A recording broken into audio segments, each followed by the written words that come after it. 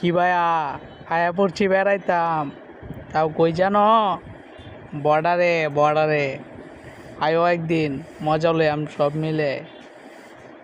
তো বন্ধু বান্ধব কয়দিন ধরে খালি বলতাছে ঘুরতে যাইবো, আজকে ঘুরতেই বের হইলাম। তো যাইতে যাইতে রাস্তাঘাট পাহাড় অঞ্চল দেখা পুরাই মাথায় নষ্ট।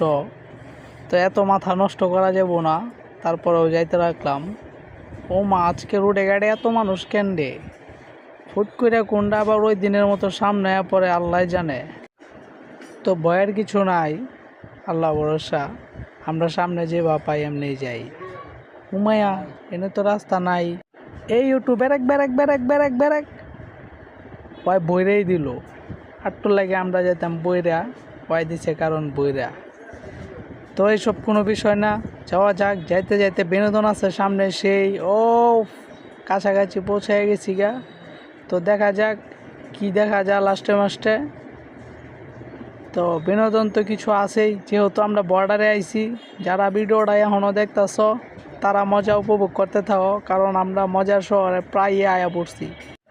তো আমার বন্ধু এখন একটু ভাব লইবার লইছে, এখনই রাস্তার মধ্যে আবার দেখে খড়ি টড়ি দিয়া কি জাম লাগাই দিছি না আর একটু লাইগা।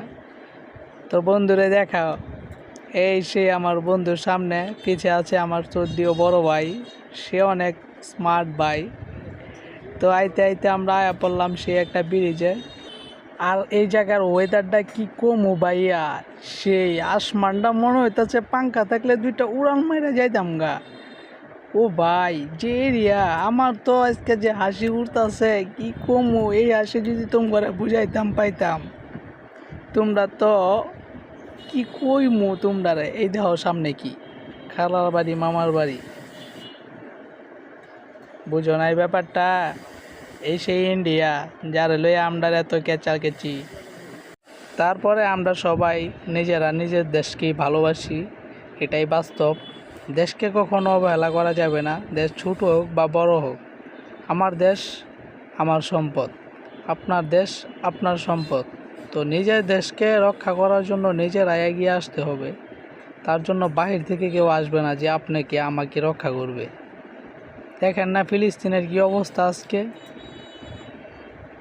আর আমরা তো রং তামাশা করি ভাই। হেদায়েত হন। হ্যাঁ, রাত্রে নামাজ পড়া দোয়া করেন। আমরা জুমার নামাজটা পড়া মাত্র বের হইছি এই ওয়েদারটা নিতে, তাই গান বাজনা হই হাল্লা কিছু না, একটু বেড়াইতে আইছি।